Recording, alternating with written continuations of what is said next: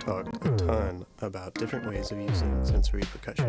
One thing we've hardly talked about is making your own samples. One of the most frequent questions I get from folks in lessons is how to set up your kits from scratch, and a huge element of that is what samples you choose to use. This is a tutorial about making your own samples.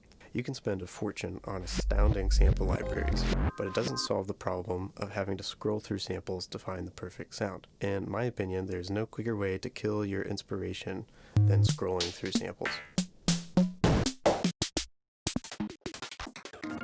I've been spending more and more time on sound design. I found that if I take the time to create or curate pieces of sonic material, it makes the whole composition process much smoother. It really doesn't take much to get going. Sometimes even just one or two sounds is all that it takes to get momentum or inspiration.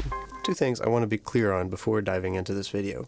Obviously, making every sound from scratch is a little ridiculous. Sunhouse has done a great job with their sample libraries. It's an incredible resource that I use often. Not utilizing that at all would be silly. Secondly, a similar but slightly different note, using samples someone else made is totally valid. I found that when I do get inspired by somebody else's sample, it really only seems to happen when I'm not actually looking for inspiration or a starting point. If you're fortunate enough to encounter that experience, roll with it. I'm just saying, if you're looking for inspiration, I would start with sound design and not scrolling through samples. In this video, I want to talk about 3 approaches to creating your own samples that will propel your creativity forward. If you have a DAW, you have tons of things you can reach for to make custom samples. Something I found myself doing often in Ableton is reaching for this plastic vibraphone preset and switching one of the operator waveforms to noise. This gives it a prepared sound, like putting foil over the keys. So all we have to do is record audio from it.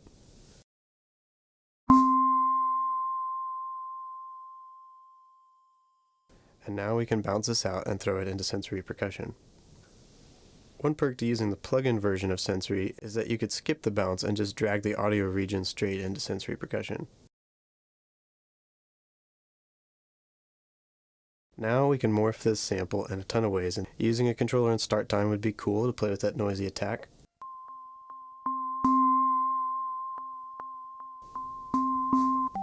Or pitching the sample up and down would be another obvious thing to do. You might quickly realize that as we pitch this sample further away from the original pitch, the timbre of the sample is getting changed pretty drastically. This is very typical for samplers and should be leveraged creatively. If you want to preserve the timbre we originally sampled, then we can go back to Ableton and make a collection of different pitches of this sample. If you have the patience, it can be worth grabbing several octaves of pitches so you have plenty of range to work with. I'm just going to do 1 octave for now. The way we're going to do this is just create a MIDI sequence of a chromatic run. 1 note per measure is a good starting point. We just want to make sure that we have at least a little bit of silence between the notes so our samples are isolated. Let's record this MIDI playing our soft synth into an Ableton track.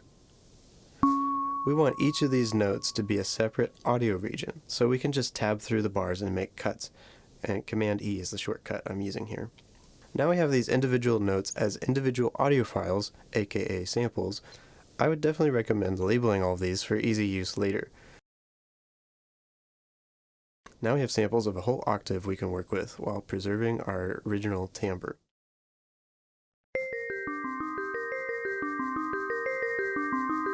So I just made a pretty long list of just this little kind of arpeggio melody-ish thing. And I think what I'm going to do is put a random LFO on the reset button. And so that way it just creates some variation.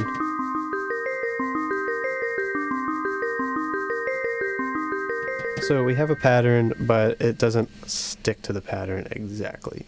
Another reason to make a collection of samples as opposed to just one is to incorporate variety by having several different options for the same sound. Let's check out this CNC snare that Sensory Percussion ships with. Just looking at the center zone, the snare has 3 samplers to cover different velocity ranges. For the middle velocities, we're changing samples as we hit harder, which is reflected in the samples themselves. They're recordings of harder hits. The twist that I love here is what they did with the softest velocities and the hardest velocities. This is such a small velocity range, it doesn't really make sense to map this out to select different dynamics of samples. Instead, they're using 6 samples of pretty much the same dynamic, and they're selected randomly. They really all sound similar, but there are subtle distinctions, and I think this makes a world of difference in the realism of this setup.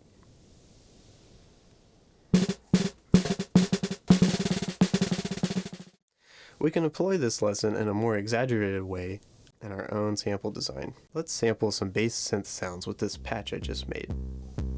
Okay, so I have a drone, and you can see in this molt I have 4 different types of random values. Some are synced with the DFAM and some are just kind of free running.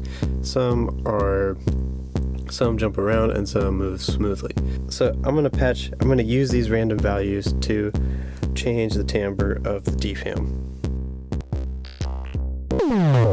Okay, cool. So this is pretty much all over the place, which is great. That's what we want. Now I'm gonna record a bit of this and just see what happens.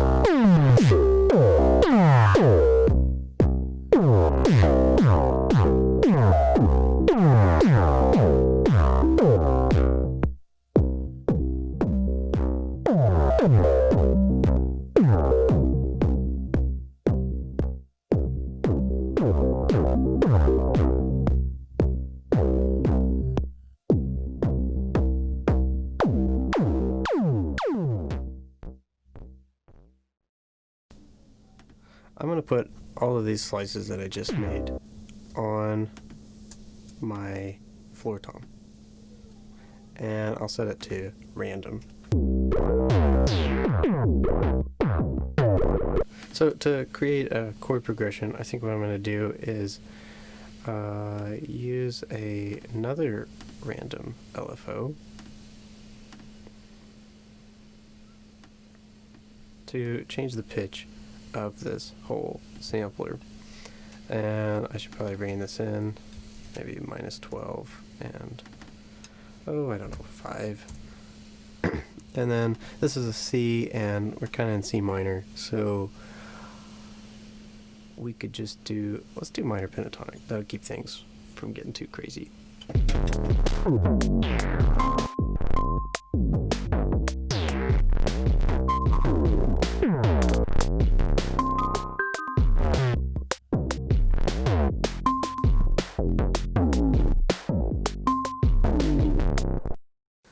Don't count yourself out from being able to record your own samples if you don't have an expensive microphone or fancy studio. Honestly, I often record samples with my phone just because I usually have it on me when inspiration strikes. I think recording your own sounds in the real world is a great way to bring some life and character into electronic music, and sometimes lo-fi is your friend.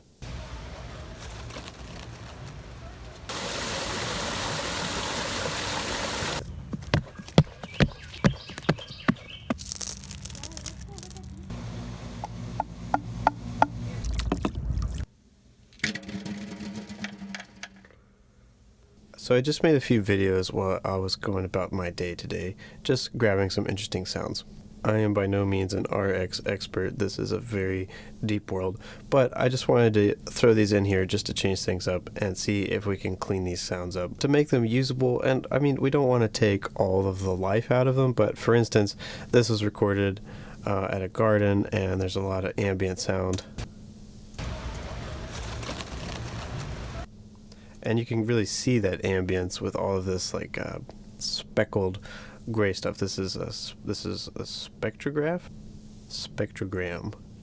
Cool. So let's just try some stuff.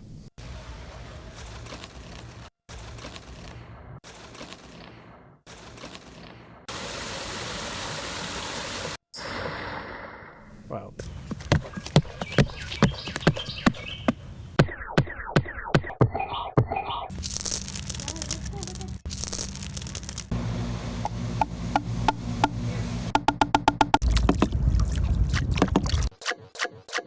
Sweet.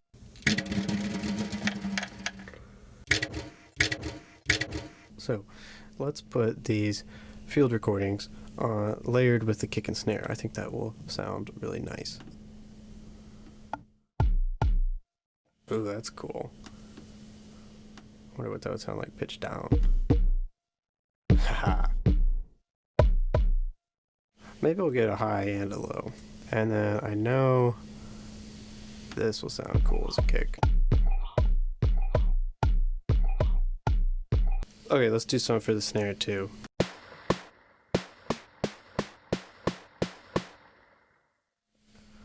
Kind of just like supports it, gives it a little bit of extra attack or something. Oh, that's cool. It's almost like a clap. Pebbles? When I do this kind of layering thing, these aren't necessarily like crucial elements. They just give it some extra dimension, and sometimes it's helpful to just have a little handy silence sample. And if you throw a few of these in, so let's just put this on random, and maybe I'll go ahead and do the same thing. And depending on how often you want to hear the sound, that determines the number of silent samples you should put in there. So I got, 4 audible samples and 3 silent ones? That sounds good. Okay, let's see what this feels like.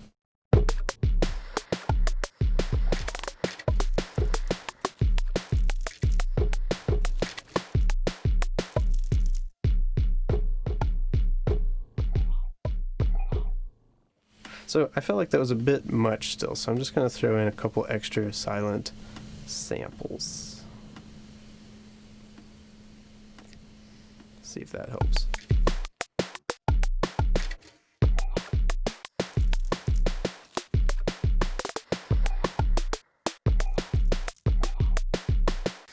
This is a classic trick.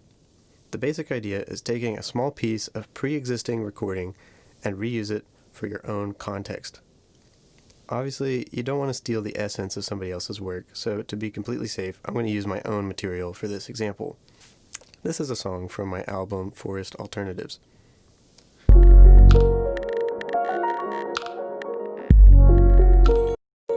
Rinsing this into a new sample could be as easy as selecting a specific region and bouncing it out to a sample, but let's take a small section of the song and drop it into Simpler. Simpler can slice by transients.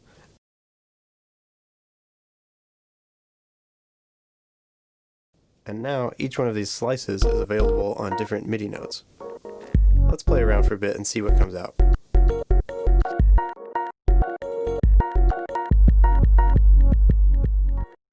Okay, so I kind of just like these few bits. Let's bounce these out as one-shots. I wanted to make a point here about making samples that are more phrases than individual notes. Sometimes it's more effective to have a sample that has more than one event in it than cleanly separated samples, and it certainly makes for some interesting happy accidents. I want to put these one-shot ridge-lined samples that we recycled onto the tom rims in this kit that we're setting up.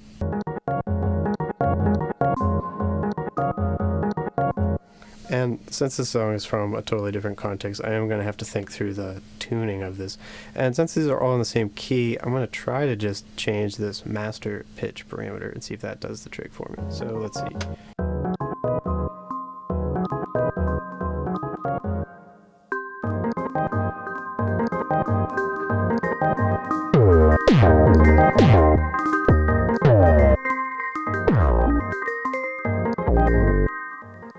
That works. Let's see if that works with another sample.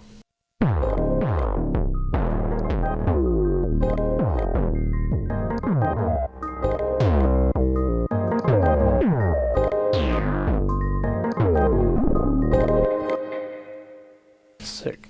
And now let's put the rest of them on the rim of our other tom. I have no idea. Let's just give it a shot. It would be really cool if I could have these pitched differently, since all these are kind of the same pitch for the most part. I don't know, maybe 5?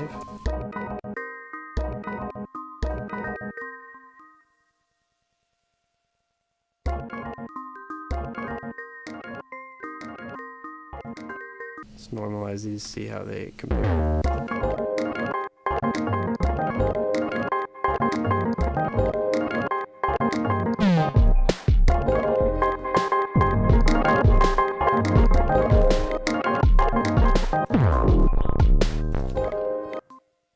just to rein things in a little bit, I put the two rims in a choke group, and I also put the bass in that same choke group just because that's pretty wild.